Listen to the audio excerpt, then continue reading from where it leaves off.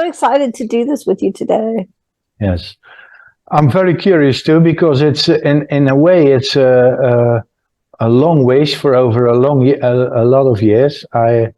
My father died when in 1983, so almost 40 years ago, and at that time I was 14 years old, and I knew my father from the last year. He was sick. He had a disease on which he died, and in that period, I was one day in a week. I was at home to take care because my mother, she was a school teacher, and the income of my parents was very low, so she had to go to school and teach 1 or 2 days in a week. So sometimes I stayed at home to take care of my father because he was lying on bed and he needed help to go to the bathroom, and he had a disease that paralyzed him from the legs up to the neck, and when it gets high in your spine, at some point your lungs stop functioning and you die. ALS. I don't know if you. Yeah. I have a colleague at the college. Her husband, and I have another colleague whose sister had ALS. So I'm somewhat familiar. Yeah. In a way, and now it's more. A lot of people know about it, but at that time it was a very rare disease, and they shut out all other diseases before they say this is what you have. So you were a long time sick before you got the definition of what it was you have, with a message that they cannot do anything about it. So I learned my father the most thing the last year when he was at home. And afterwards, I learned a lot about him from the stories from my mother and my older brothers about his past. And I think now I'm older, I have a very good image of my father, not the hero, but the man with all his flaws and special things. And a lot of things I do myself, I recognize from the stories he was the same. So where he's weak and where he's strong. And now I see a real human being, and in a way that makes me ready for trying to get to know something more about him. Just curious, I love that. Thank you so much for Yes. Thank you for sharing. That was so beautiful. Thank you. I received that. Beautiful. Okay. So when Corinda started with Bardo, I was not. The first thing on my mind was not how to learn anything about my father, but that day came up only recently, I think, Corinda, like a few weeks ago, when we talked about it, and say, hey, that's maybe something I would really like to experience. Is there something special? And also for me about the spiritual stuff. I always have been open for it, but always from a part that I did not recognize it. And now for the last, what will it be? Last 2 years, I have this, I made this step or this consciousness in which I feel, okay, there is much more about it. And you heard about Mattia De Stefano? Yes, Corinda shared some videos. I've seen some podcasts with him recently, and he gave me the complete answer what I always thought about life and death and the path you have to go. I was raised in Christianity and always had a problem with believing in hell or heaven. Also with my father who died, who had a little double life, because in the war he was with on the wrong side, a soldier with the enemy, and that always made a very a dilemma. Is a dilemma the same word in English? Yes. Yeah. So I know someone who was really good and loving and caring, but when you defined him in what he did, he was a bad person. It didn't rhyme with me, you understand? So when you think about heaven and hell, how can you judge someone who made some bad moves, but especially did a lot of good things. Mm. And now with what I learned and heard about the Mattia di Stefano, it's really awesome. This is the answer to what life is for and how life should be lived. It's really, and in that perspective, I'm very curious about, about the passing of my father. Let's say it this way. So. Well, let's see. I have to ask him, to come through, and he has to agree. So we'll see what happens. I have never had any soul just say no. I have some souls who they're hesitant, and so then I'll say to them, only with what you're comfortable in sharing, and then they'll say yes. And then what I notice is it opens up and it opens up and it opens up, and I hypothesize it has to do with how received they feel by the person who's still in embodiment. Yes. Because, we're talking, they're in their divinity vibration, right? They're perfect vibration. We're not. We're in human bodies, and we're in a lot of, different vibrations. So that's kind of the range of what I've seen. So if I get like hesitation, I'll say that to them, only with what you want to share. We don't have to, talk about anything you don't want. You don't want to answer, don't answer. If you want to answer, answer. And then, they'll open up. But let's see what happens with your dad. And I have no expectations and all is good. So perfect. Yes. Perfect. All right, what's his name? Cornelis. Cornelius, and the last name? Haggard. It's Haggard. Yeah. Haggard. Yeah, Haggard. Yeah. Haggard. Okay. Yes. Cornelius Haggard. Okay. We ready? I'm ready. Okay.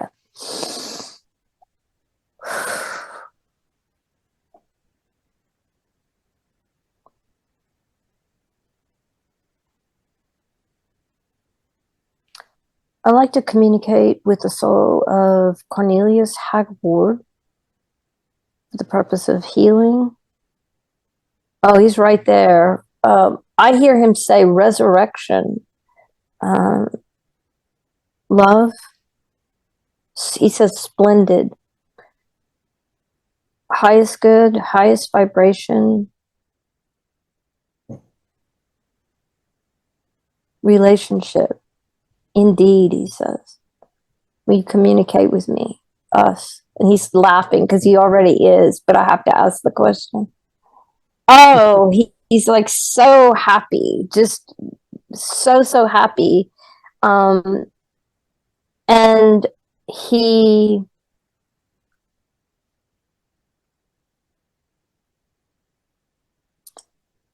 in my screen, I'm seeing pictures of him, and he's like pointing to something. I can't see exactly what he's pointing to, but he's expressing how happy he is. It's like he's saying, look, and then he shows me how happy he is. Look, and then he shows me how happy he is. And he's really happy that he gets to share his happiness with you. Like to show you, he's like so happy that he gets to show you. And he's so happy that you even are interested and that you want to know. And what he said was, because I know you've forgiven me. Okay. And he says, I know you receive me, and just searching for me, I know that you receive me. And he says, I'm so happy to share my heart with you. And I'm going to ask him to pause for just 1 second. And what I want to say to you is, if I say any English words that don't make sense, stop me and Corinda can translate or something, because I want to make sure that you get everything. Yeah, it makes a lot of sense. Okay. All right. Yeah. But if you need, just say pause, and I'll stop. He takes his shirt and he rips it open, and his heart is like the purity, and he wants to share with you the purity of his heart. Yes. He says, that he made some not so great choices in life. Yes. And he wants you to know, though, that he learned from those choices. I know. That he became better after those choices, and it helped him expand and access the purity of his soul's consciousness. And he's so grateful. And he says, I know that sounds odd to be grateful for bad choices or choices that people judge as wrong. But he said he did the best he could, and he's very happy in himself, because he says the biggest thing is that he got to experience forgiveness within himself. And he says, oh, you cannot know what the gift that is to forgive oneself. He says, in that experience, and he shows me like the trajectory, like all the lives he's lived. He shows them to me on little movie screens. He says, in that one, it was truly magnificent to get to experience forgiveness of self in embodiment. And he says, I didn't get fully there in the lifetime, but through not only the experience the experience of life, the experience of the degradation of the body, the deterioration of the body, and then through the dying process. He says, what you call the Bardo.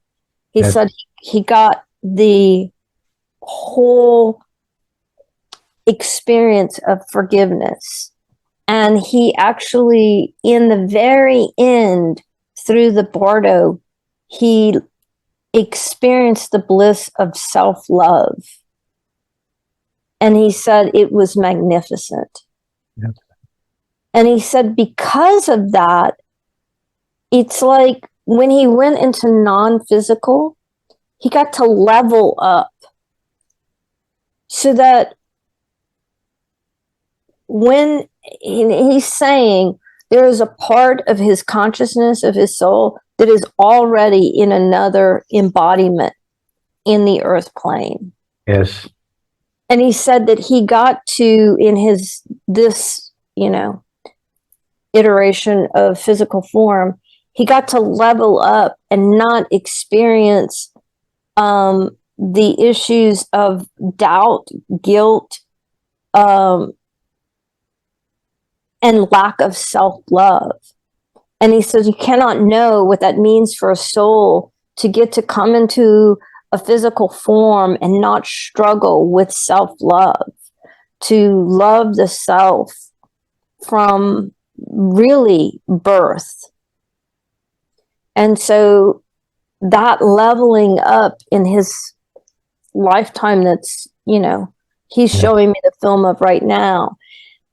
It's really magnificent, and he's so grateful. And he wants you to know that you played a big part in his forgiveness of self. He says, in that time, those times you sat by me, in a sense, to him, you stood by him. Okay. And he said that he knows it was challenging, but he also knows it taught you how to love. And he said that your presence helped him forgive himself. I'm crying. And he says he's so grateful. You were so young. He says you were just a boy and you stood by me. And he said, your presence helped me love me. And he said, every lifetime I live, I bring that joy, the grace of that gift from you with me. And he says, thank you, thank you, thank you. He says, my life is an open book. Ask me anything you want. Like he's just like filled with the love to give back to you in whatever way helps you love yourself. And yeah, so if you have questions for him, he would be happy to answer. Well, all the thoughts I had about me living my life and learning from him, how he did his life, and how I experience in a way the same thing he experienced throughout life. And I know this, that I experience the same. And it's so I don't really have a lot of questions, but this is the bevestiging, the confirmation of what I was thinking. And so I'm at ease now. I'm really happy. He just is like, he's beaming. I don't know if you can feel it, but yes. He just is beaming love at you, and he's just communing with you at the level of heart consciousness, which he says is purity of consciousness right now. So I'm going to just be quiet for a few minutes, and let's see if we can all have that experience somehow in physical form. And I'm telling him that I allow my body to be a conduit for the transmission of that if it's required. So I'm just going to open myself up to.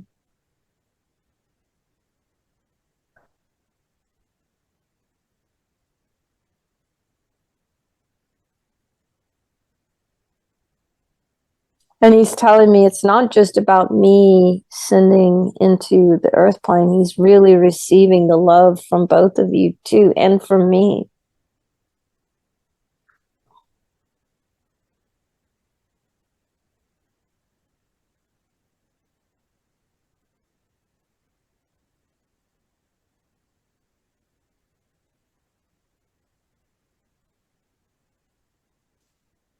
I don't know if y'all experienced it, but like I just saw all three of our auric fields and his auric field just get bigger from this breathing love with each other.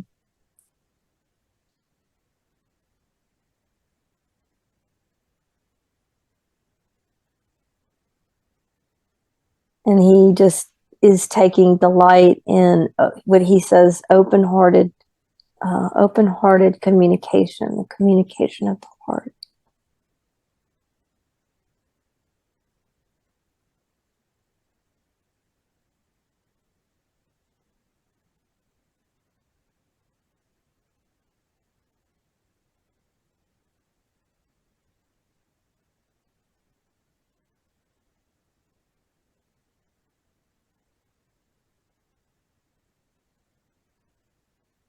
And he says, my son, come to me anytime. Come to me anytime. I'm always here for you. Thank you. I'm going to just say thank you to him. He's saying thank you to me. Thank you for this transmission. He says, I'm saying you're welcome. I so appreciate and love you already. I don't know how he was in physical form, but in, soul presence, he is just delightful. He has such a twinkle in his eyes, and he has a smile and that's just so precious. And he's so delightful to communicate with. So thank you for this gift of doing this with you. And I'm going to disconnect from you, Cornelius. Take care. Bye-bye. Wow. I still got tears coming down on my face. Me too. Wow.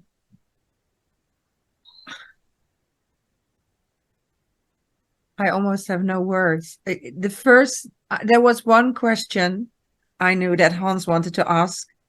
And we just over dinner, I asked him, well, Simone can ask if you want to ask questions. And he said, well, I just want to know if he's happy. And the first thing that came through was, he's so happy. So yes. It was like right into my heart, like, whoa.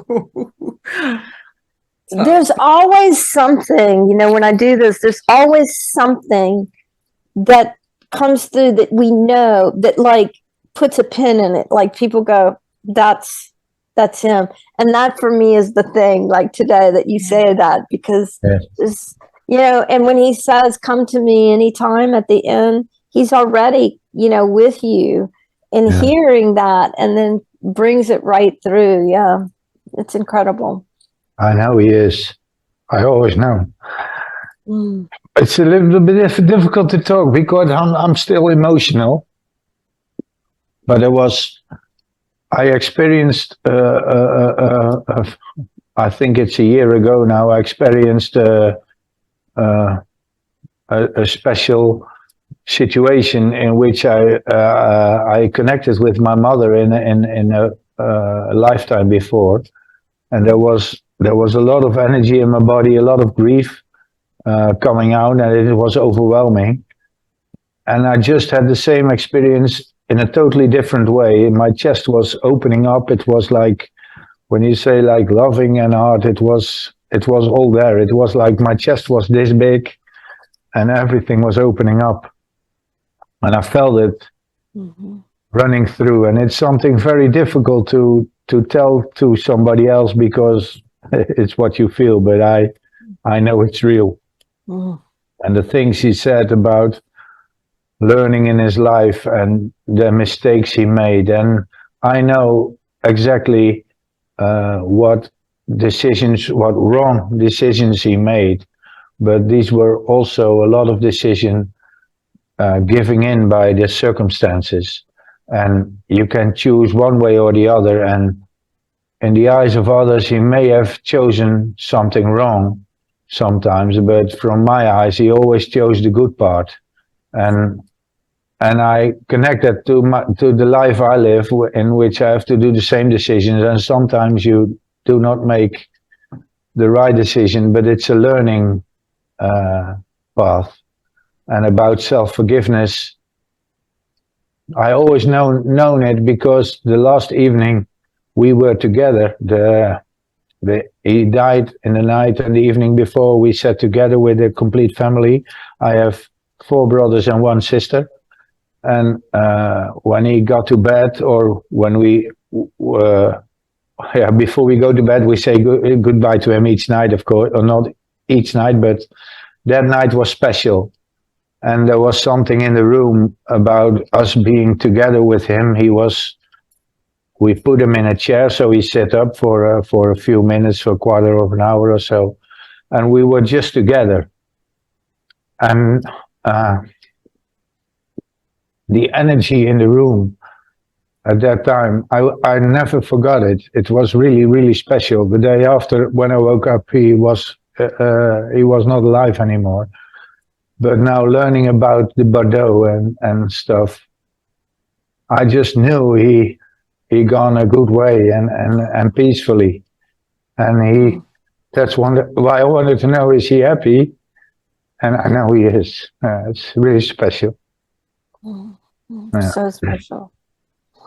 Yeah, I love that what you're saying for me is special because I feel like there's no right or wrong. We choose, we make choices, and we Yeah. learn from them.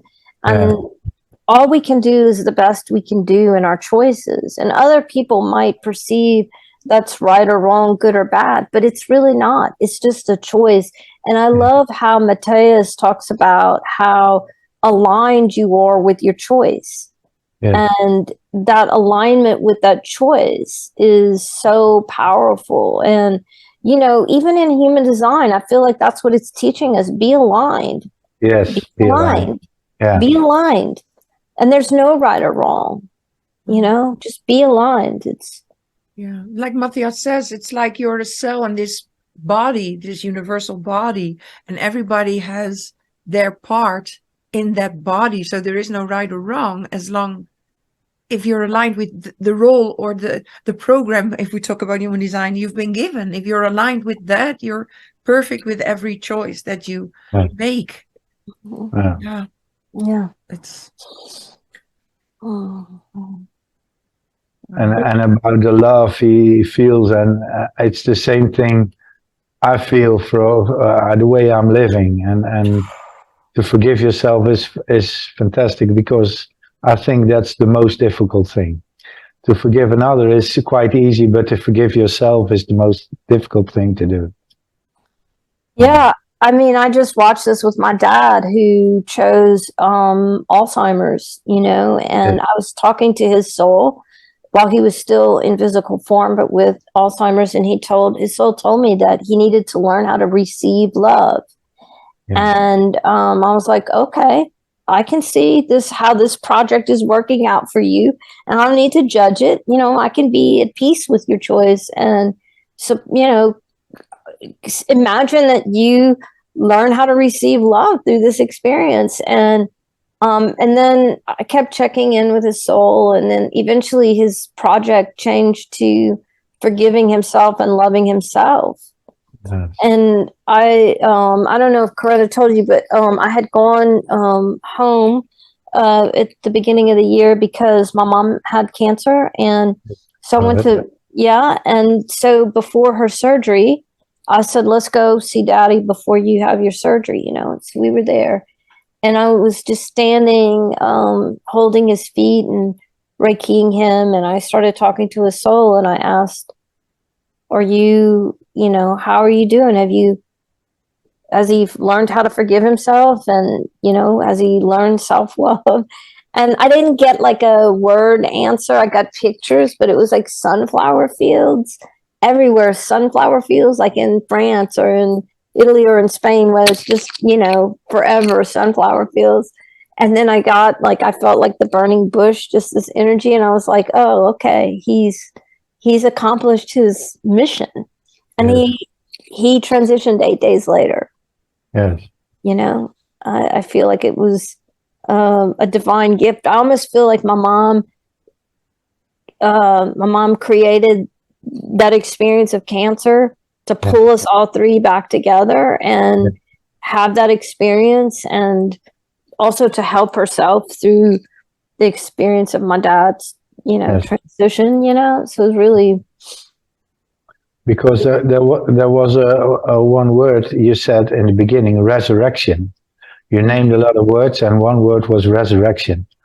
And for me, my brother had a child a few years later, after he died 17 years later.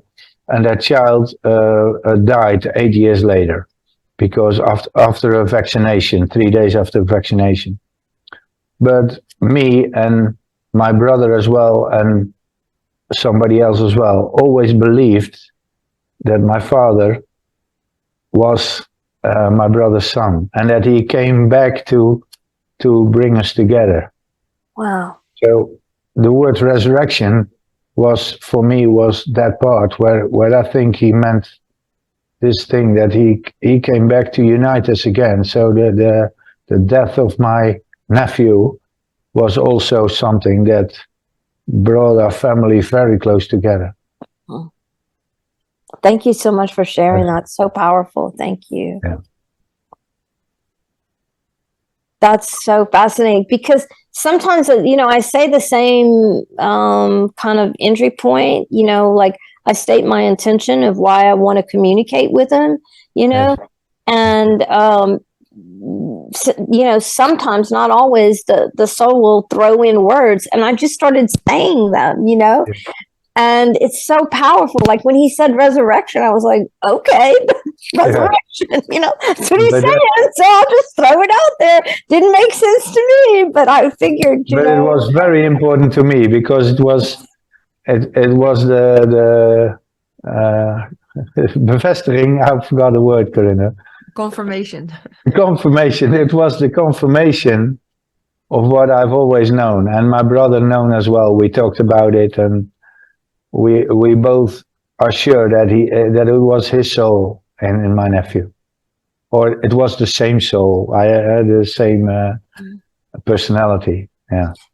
So I hope if it feels light, you can share this conversation with your brother, you know, and have them, if they want. Yeah, I'm going to talk with him about it. That's for sure. And but at this point, it's really a confirmation and a very strong thing for me personal. I don't know how to share it with one brother. I can share it. He will believe me. but I think the other ones will be skeptic. We'll see. For me, this was huge. This was Yeah. really, really special at the right time, at the right moment. 4 years ago, I wouldn't be ready, and now it's the confirmation of what I always thought. So, I'm so glad. yes. Thank you for letting me do this with you. Yeah, thank you for being this connection, for being the medium. Thank you. You're welcome. Yeah, it's a true gift you have. Thank you.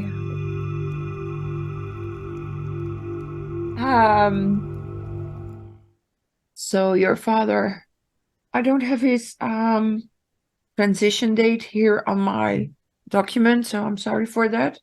Normally I would start with that.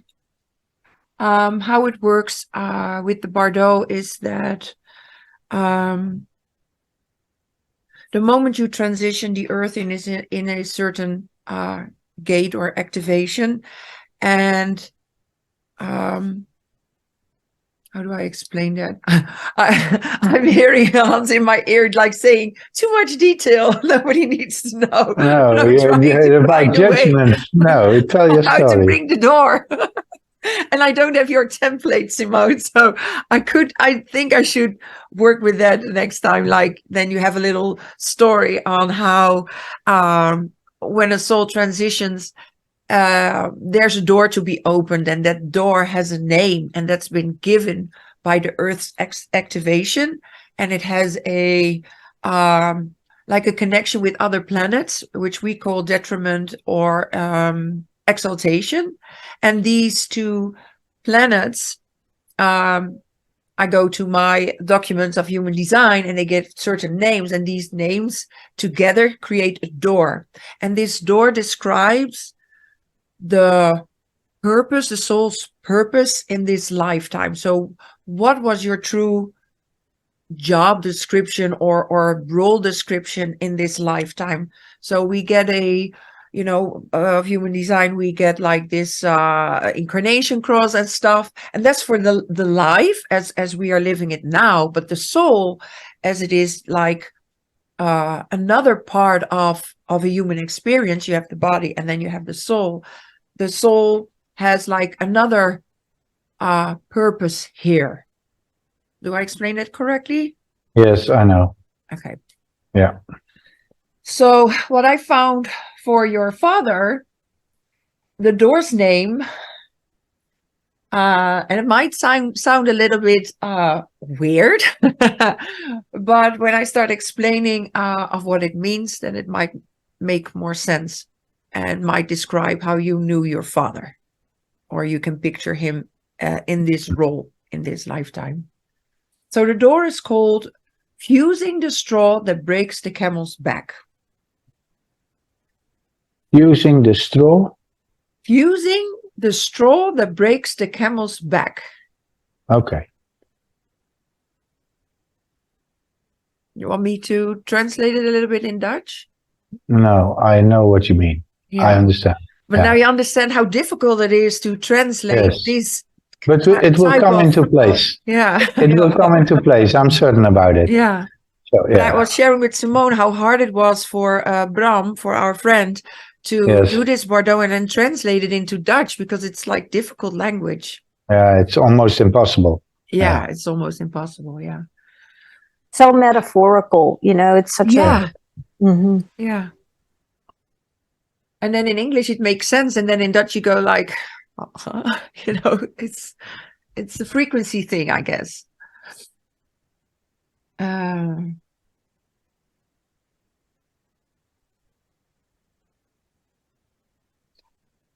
just gonna read what it says here, because I haven't thought of a way of how to share this story. Yeah, tell us. Entering the Bardo state through a door called fusing the straw that breaks the camel's back signifies that the soul is experiencing a critical turning point in their journey. This metaphor implies that the soul has reached a threshold where the accumulated weight of their past actions, decisions, and experiences has become too heavy to bear, leading to a transformative moment. In this context, the soul must confront and address the consequences of their past choices and actions, as well as the unresolved issues and emotions that have been burdening them. This process of introspection and self-examination can be challenging and intense, but it is necessary for the soul to release the weight of their past and move forward in their journey through the Bardo. By fusing the straw that breaks the camel's back, the soul is given the opportunity to learn from their past experiences, gain new insights, and grow spiritually. This transformation allows the soul to let go of the burdens that have been holding them back and embrace the potential for a better reincarnation and a more enlightened existence. It's exactly what Simone told us. The same words about the self-acceptance and the forgiveness. It's exactly the same. I'm blown away. Like, wow. Yeah. Wow, wow, wow, wow. Right.